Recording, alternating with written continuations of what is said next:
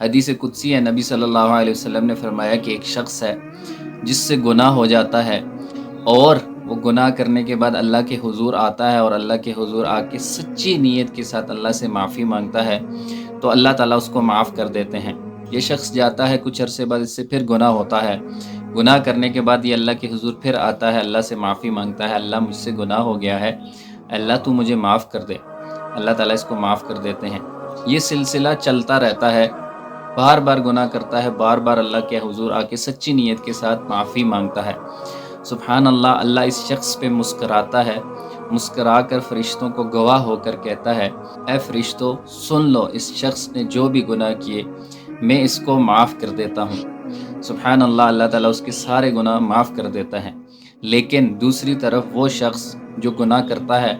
اور گناہ کرنے کے بعد شیطان اس کو وسوسے ڈالتا ہے کہ اب تو گناہ کر چکا ہے، تیرے گناہ اتنے زیادہ ہو چکے ہیں، تجھے اللہ تعالیٰ معاف نہیں کرے گا، تو اللہ کے حضور مت جا، تجھے معافی نہیں ملے گی، تو یہ شخص اپنے لیے جہنم کا راستہ کھول دیتا ہے۔ اور حدیث میں آتا ہے کہ نبی صلی اللہ علیہ وسلم نے فرمایا کہ ایک شخص آئے گا قیامت کے دن، اللہ تعالیٰ اس کو آگے بلائے گا، اس کے گناہ بہت زیادہ ہوں گے، تو اللہ تعالیٰ اس کے جتنے بھی گناہ ہوں گے وہ ایک پلڑے پہ رکھے گا، وزن کرے گا، اور اس کا ایک کلمہ جو اس نے سچی نیت کے ساتھ کہا ہوگا، لا الہ الا اللہ،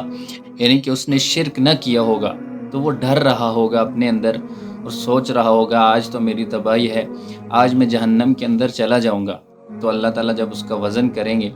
تو اس کا وہ جو لا الہ الا اللہ جو سچی نیت سے اس نے کہا ہوگا، اس نے شرک نہیں کیا ہوگا، تو اس کا وہ وزن، وہ پلڑا بھاری ہو جائے گا۔ تو وہ پلڑا جب اس کا بھاری ہوگا تو اللہ تعالیٰ اس کے وہ سارے گناہ معاف کر کے اس کو جنت کا داخلہ عطا فرمائیں گے۔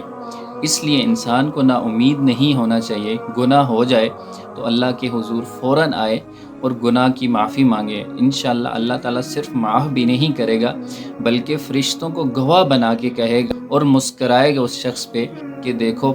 میرے فرشتوں، اس شخص سے گناہ ہوا اور اس نے میرے حضور آ کے معافی مانگی، تم گواہ ہو جاؤ، میں نے اس کے سارے گناہ معاف کر دیے۔ سبحان اللہ۔ اور دوسری طرف وہ شخص جس سے گناہ ہو گیا لیکن اس نے اپنے گناہ پر معافی نہ مانگی، شیطان کی سنی، اس کے لیے دنیا میں بھی بربادی اور آخرت میں بھی بربادی۔ اس لیے گناہ ہو جائے تو اللہ کے حضور آ کے معافی مانگ لیں۔ جزاکم اللہ خیرہ۔